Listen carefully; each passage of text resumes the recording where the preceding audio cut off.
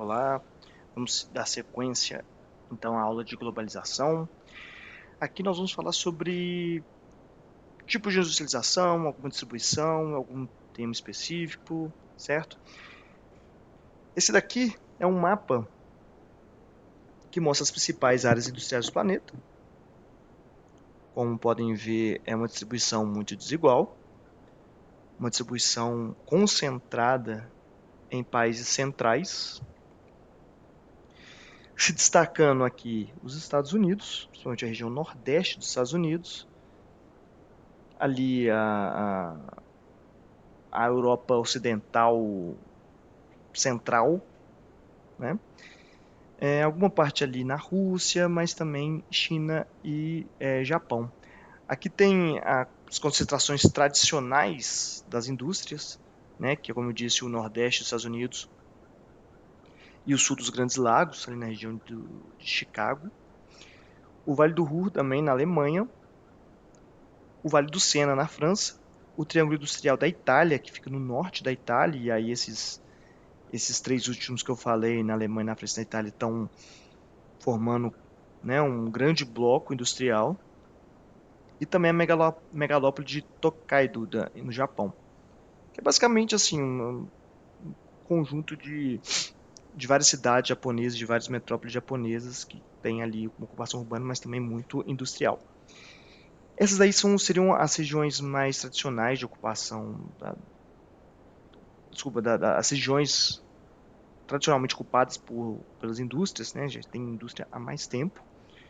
Mas também existem outras espalhadas no mundo com menor importância, como na própria América Latina, e ali nós podemos ver uma pequena mancha no eixo Rio-São Paulo, também em Belo Horizonte, que seria as partes onde se concentra mais a indústria brasileira. Também na Argentina, no México, são esses pontos, né, de indústrias, mas que, pela própria dimensão espacial, percebe que não é tão forte quanto nesses outros locais, né? Mas, de modo geral, uma concentração dessas indústrias em certos pontos do planeta, né? Essa industrialização dessas partes tradicionais, como eu disse, tem tudo a ver com a industrialização clássica, que é a industrialização que ocorre principalmente na primeira revolução e na segunda.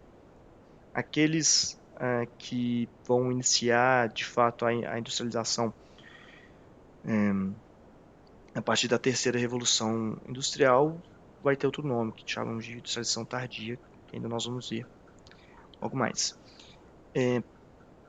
Essa industrialização clássica, nesses pontos, nesses locais que eu falei, né, sempre havia algum tipo de vantagem locacional, principalmente relacionada a potencial hídrico, para poder fornecer o mínimo ali para aquelas indústrias, principalmente aquelas que eram movidas a vapor naquele momento.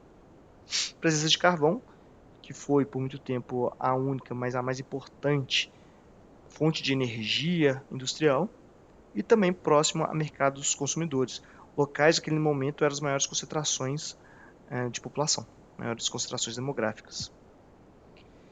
Mas, com a flexibilização da produção, da globalização, né, há uma descentralização dessa indústria. Então, os pátios industriais são fragmentados, como falamos no último bloco. Lembrando que essa fragmentação, essa desconcentração industrial não é aleatória, ela também mantém lógicas de vantagens locacionais e também é uma verticalização dessa distribuição. O que significa?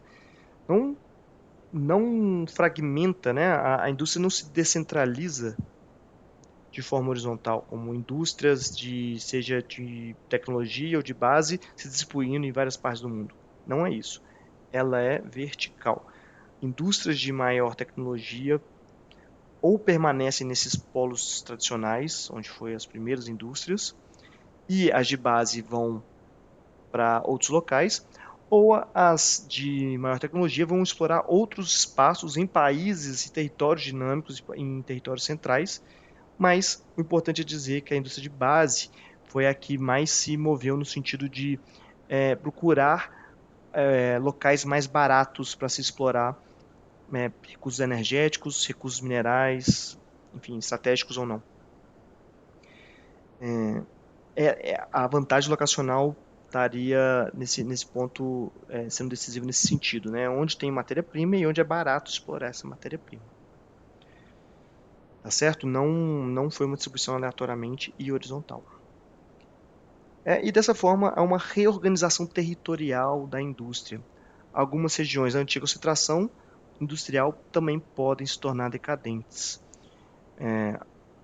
Se não houver uma reinvenção dessas regiões industriais, como eu disse, renovando o, o objetivo, o teor tecnológico dessas indústrias, aquela região pode entrar em decadência.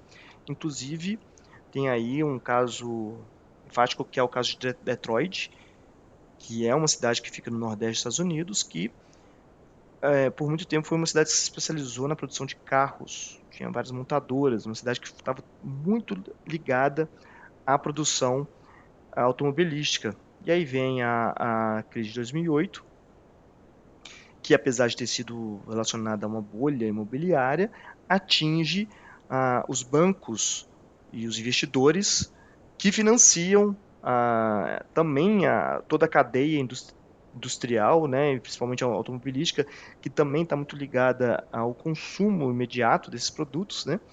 Então foi uma indústria que também teve que fugir, né, dessa cidade e tornando ali quase uma cidade fantasma, né? Exagerando, obviamente, mas uma cidade que perde muita população por conta da falta de empregos. Então, uma cidade que quase que é uma cidade que na verdade que pediu falência, né? Por conta dessa dependência, desse vínculo muito forte com a indústria automobilística que saiu de lá, né? Também temos nessa distribuição, né, de indústrias, principalmente nos países periféricos, aquela industrialização que inicia a partir da terceira revolução industrial, que é a industrialização, como eu disse, tardia, né? Era o resultado da nova divisão internacional do trabalho, principalmente relacionado à terceirização e à desterritorialização da indústria, processo de desterritorialização e reterritorialização do capital em outras partes, e que nessa industrialização tardia, muito em um aspecto diferente das demais, da industrialização clássica, é a forte presença do Estado promovendo essa industrialização, né? Sempre vai haver uma presença do Estado. Porém, na industrialização clássica, a burguesia protagonizava, de certa forma, esse processo, em que e tomou conta ali do Estado. No caso dessa substituição de exportação, né, ou da plataforma de exportação, ou seja, esses modelos de industrialização tardia, o Estado vai ter um papel muito forte em coordenar, em ordenar, incentivar, né, ou dar o start nesse processo de industrialização. Obviamente, entregando ao poder privado o investimento, porém, a capacidade de investimento, mas é muito necessário o Estado, nesse momento, nem que seja para dar os incentivos fiscais, dar as isenções fiscais, né? E foi isso que aconteceu. Nesses dois modelos que nós temos, né, que é a substituição da importação. Como diz o nome, a ideia é não depender tanto dos partes industriais daqueles países industrializados, para continuar tendo consumo de produtos industrializados. Então, a ideia é atrair essas multinacionais com tecnologia de fora para se instalar no seu país para produzir a partir dali esses mesmos produtos. Isso foi muito importante no Brasil no momento em que as guerras mundiais trouxeram um desabastecimento de certos produtos aqui, tornaram muito mais caro esse processo de importação. Então a ideia era substituir a importação por produtos nacionais produzidos no Brasil, mas não nacionais, uma vez que a tecnologia não seria nacional, né? Nós vamos ter uma aula dedicada à industrialização brasileira, vamos entender esse processo, principalmente mostrar que houve fases de uma nacionalização da indústria, houve fases de uma atração de multinacionais abandonando o projeto inicial de nacionalização. É o que nós vamos falar no momento certo, mas que foi o mesmo modelo adotado pela Argentina, pelo México e outros países que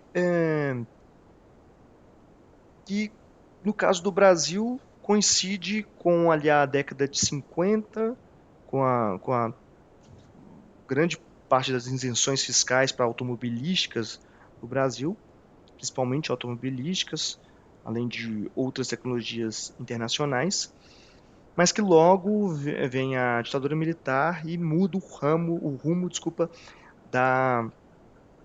desse projeto inicial, né? Isso acontece também com outros países que optaram por isso.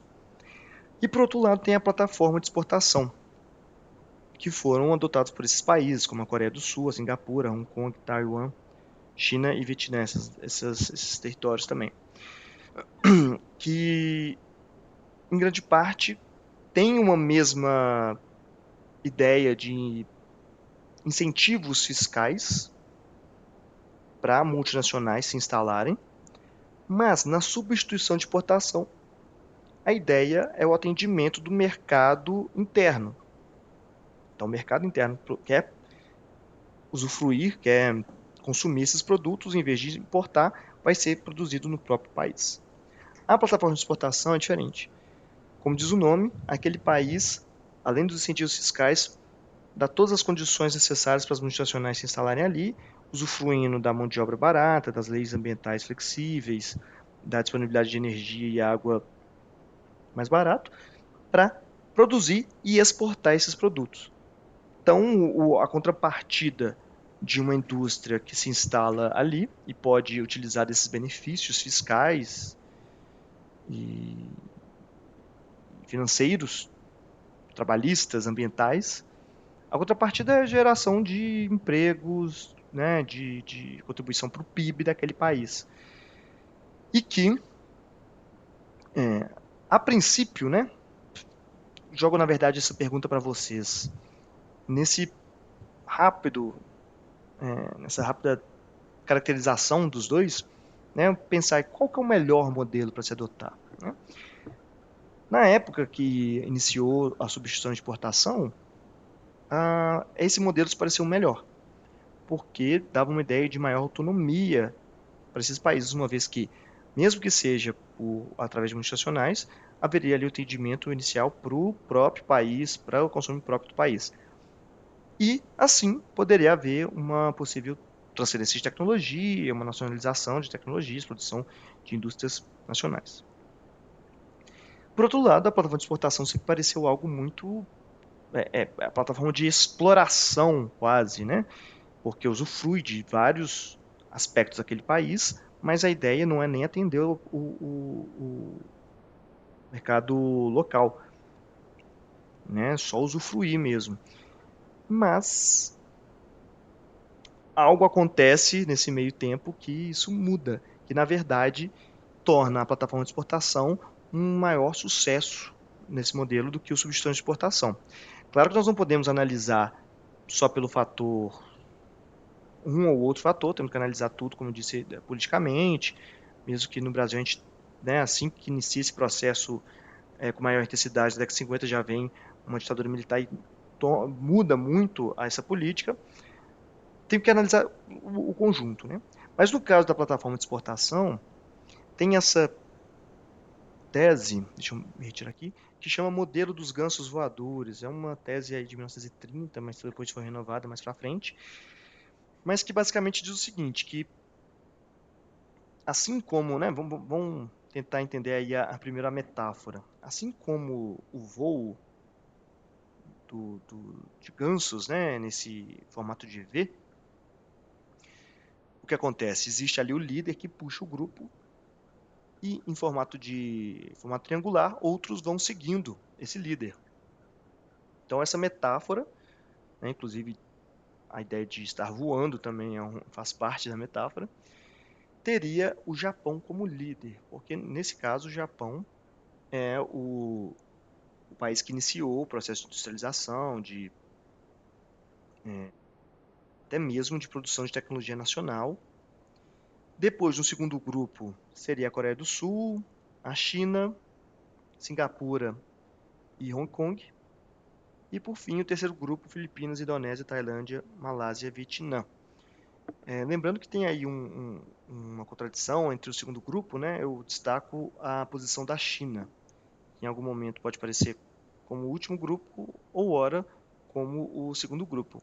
Mas isso, francamente, não vem aqui ao nosso caso analisar com os seus detalhes, mesmo porque esse não é o foco. O foco é o quê? Entender que essa tese diz que existe algo que também podemos chamar de transbordamento, né? Economia de transbordamento, que é o quê?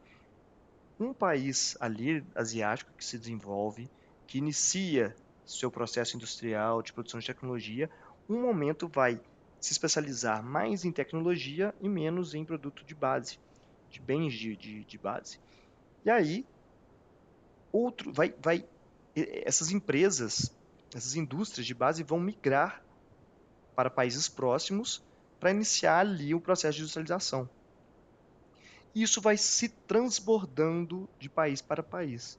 Então nós temos aqui esse modelo de desenvolvimento dos países asiáticos, em que a primeira fase ali é a importação de energia, de produtos manufaturados, depois tem a produção de produtos nacionais, depois tem a exportação disso, e depois tem, enfim, produção de tecnologia, mostrando que à medida que lá da frente vai se desenvolvendo nesse sentido, verticalmente na indústria, isso vai sendo passado, né, as partes mais básicas da indústria vão passando para o outro, e assim sucessivamente, até todos alcançarem em algum momento um desenvolvimento industrial ideal. Né? E não posso dizer que essa tese está em todo acordo, né, por conta dos detalhes que ela mostra, mas pode dizer que sim, em alguma medida, todos esses países citados estão em uma fase de desenvolvimento industrial bem interessante, principalmente aqui a China, né, que é um país que surpreende na velocidade como conseguiu alcançar esse nível hoje de industrialização, de tecnologia. Nós temos aqui alguns dados interessantes que mostram como que a China, hoje a segunda maior potência do mundo, conseguiu se posiciona nesse ranking, né?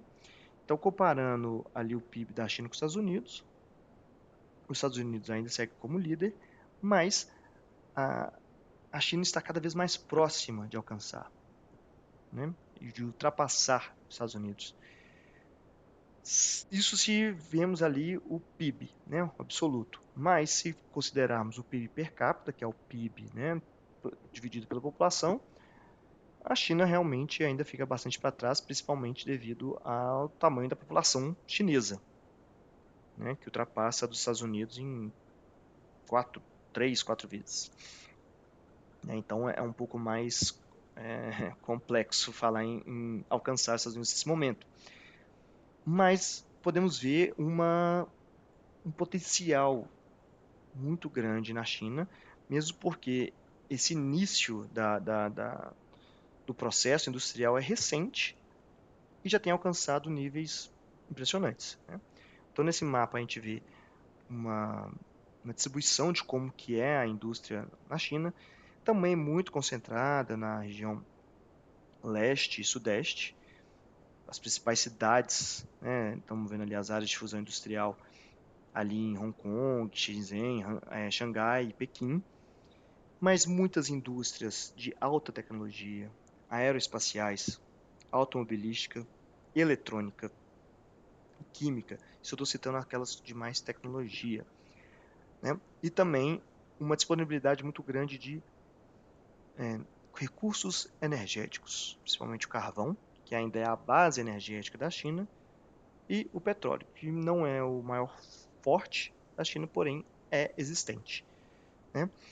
E nisso, nós vemos que, apesar dessa concentração, ela vem se espalhando de uma forma interessante, né? Não é tão concentrada, por exemplo, se a gente pegasse o mesmo exemplo do Brasil, que também é um país dos BRICS, né, mas está muito longe de alcançar esse nível de velocidade da China.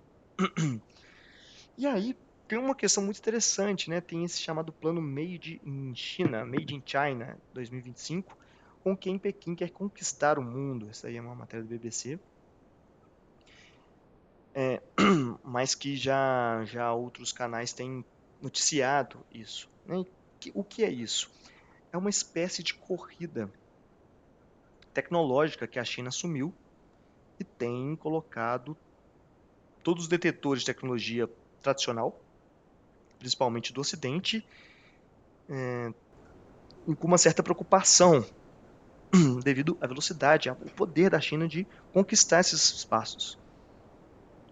Então, o que é, né, o Made in China?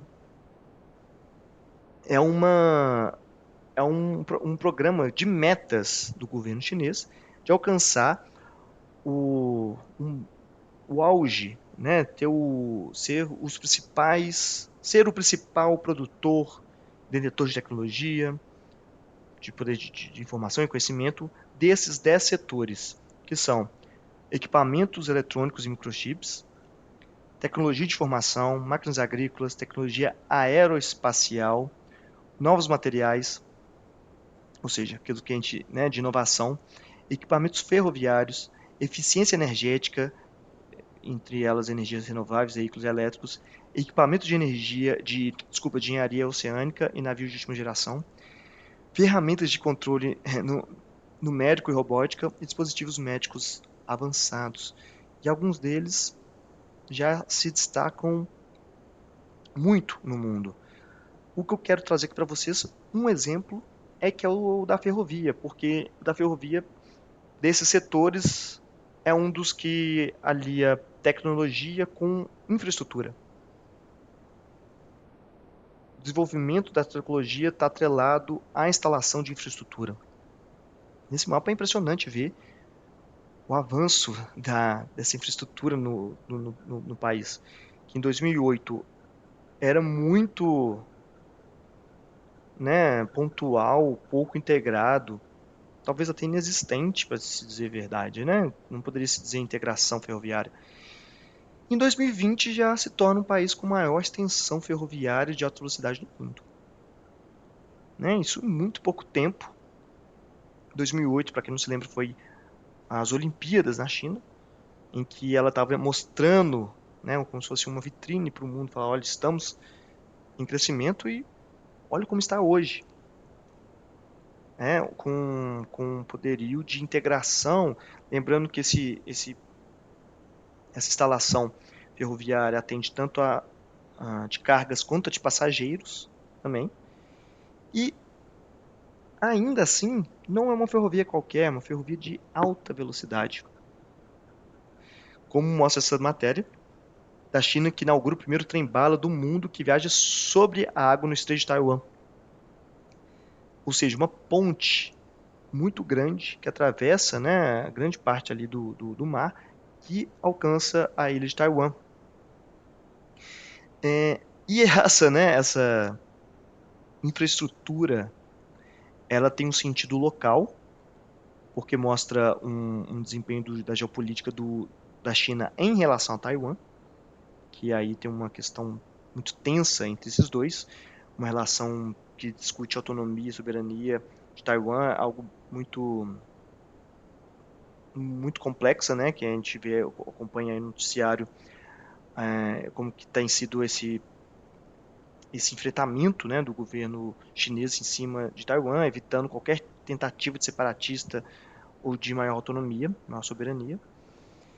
Mas também mostra uma geopolítica a nível global, quer dizer, mostrando que a China é capaz de produzir tecnologias ultrapassando os países mais tradicionais da tecnologia de ferrovias de alta velocidade, como por exemplo a França e até mesmo o Japão. E ainda assim tem essa nova tecnologia, que é a construção do chamado trem Hyperloop, ou ultra velocidade, né, de ultra alta velocidade, que é uma tecnologia de um trem que, além de flutuar por magnetismo, ele passa por um tubo em vácuo. Então não tem um fator ali do atrito, da resistência do ar. Então esse trem pode chegar a incríveis 1.000 km/h. Né? Pode alcançar, mas a velocidade operacional deve colocar aí acima de 600 km. Ou seja, é muito rápido e pode interconectar cidades muito distantes que podem ser conectadas em muito pouco tempo, mostrando uma nova concepção sobre globalização, né? Algo que a gente pode discutir mais futuramente, em outro momento, o como que isso muda as relações de região metropolitana. Isso nós vamos falar em geografia urbana mundial, como que a China está revolucionando esse entendimento de regiões metropolitanas, devido a essa integração muito mais rápida dos espaços, antes distante, hoje quase limítrofes. E assim também, quero só mostrar rapidamente qual que é a posição do Brasil em relação à China, que está nesse processo de quase, né, conquistando ali, já é a segunda maior potência do mundo em econômica, e mostrando aqui que a China é o nosso maior parceiro econômico, tanto daquilo que exportamos, daquilo que importamos. Então a China se destaca nesses valores, né? Ou seja, é o maior parceiro comercial, ultrapassando até mesmo os Estados Unidos. E ainda pensar o seguinte, que a China, nesse processo de intenso desenvolvimento, o Brasil tem reproduzido essa parceria comercial, reproduzindo algo que seria uma DIT quase que clássica, que é a exportação de produtos primários e importação de produtos tecnológicos. Então é bom refletir sobre esse nosso papel, como que estamos relacionando com a China e ver o que seria estratégico para o Brasil nisso. O que cabe no Brasil nessas relações. Se, ao estreitarmos essa relação comercial, vamos só reproduzir uma neocolonização própria do Brasil, até mesmo incentivando uma desindustrialização brasileira, ou tem possibilidades de né, crescer, desenvolver verticalmente a nossa indústria, estreitando essa parceria? É algo que leva à nossa reflexão. Tá? Pessoal, na aula de hoje era só isso. Né? Quero agradecer aí a atenção. E na próxima aula vamos finalizar falando sobre neoliberalismo, tá bom? No último bloco vai ser dedicado a falar sobre neoliberalismo, vamos falar alguns pontos importantes nesse sentido, para finalizar a ideia de globalização. Tá joia? Até mais.